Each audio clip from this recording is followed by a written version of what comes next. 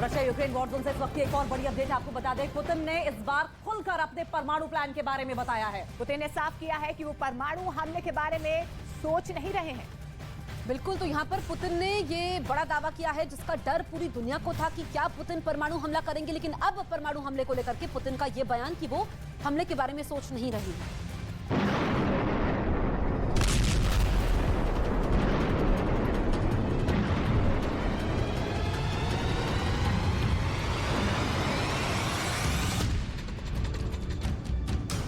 दुनिया कुछ भी दावा करे, पुतिन ये नहीं मानते कि उनको जंग में कुछ हासिल नहीं हुआ।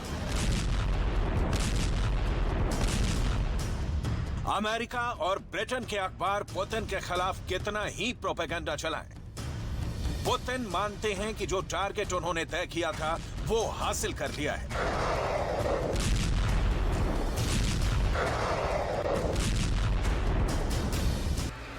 पुतिन कभी कच्ची गोलियां नहीं खेलते हैं। पुतिन का मैक्सिमम टारगेट यानी अधिकतम लक्ष्य तो पूरा यूक्रेन था, लेकिन पुतिन का मिनिमम टारगेट यानी न्यूनतम लक्ष्य आखिर क्या था जिसको पूरा माना जा रहा है?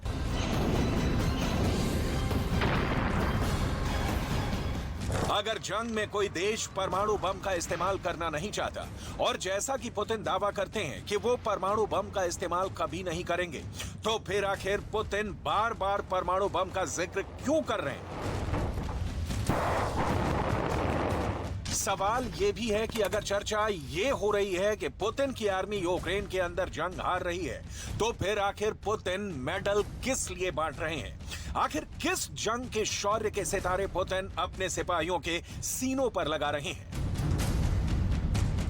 इन सारे सवालों का जवाब तलाशेंगे, लेकिन सबसे पहले बात करेंगे पुतिन के उस बयान की जिसने वॉशिंगटन से लेकर कीव तक को दहला दिया है।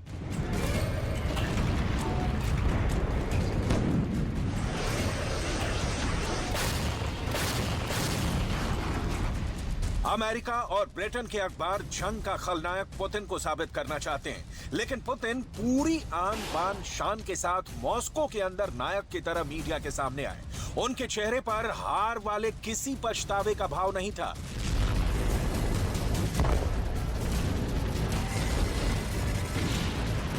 पुतिन कॉन्फिडेंट थे, मानो कुछ नहीं हुआ, और उनका सबसे अहम बयान यह था कि रूस ने अपना टारगेट पूरा कर लिया है। रूस ने अजोव सागर पर अधिकार कर लिया है।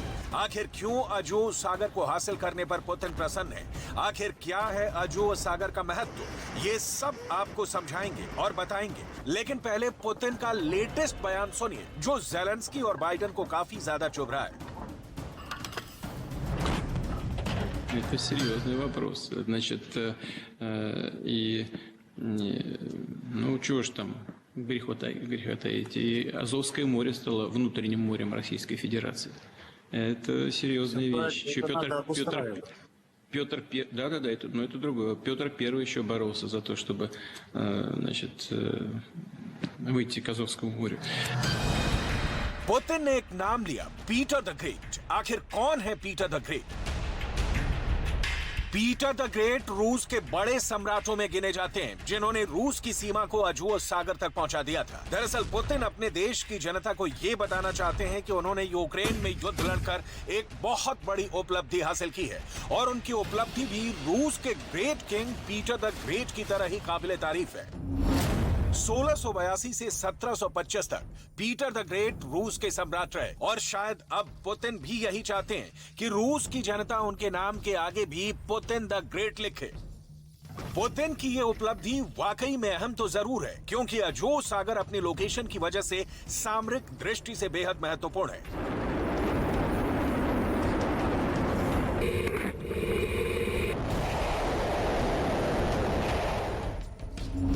दुनिया के नक्शे में ये है अजोव सागर, जिसका एक सिरा क्राइमिया से छूता है, जिस पर पुतिन का कब्जा है, और जिसके पास ही है काला सागर। काला सागर पार करना है तो उससे पहले अजोव सागर पर कब्जा होना बहुत जरूरी है।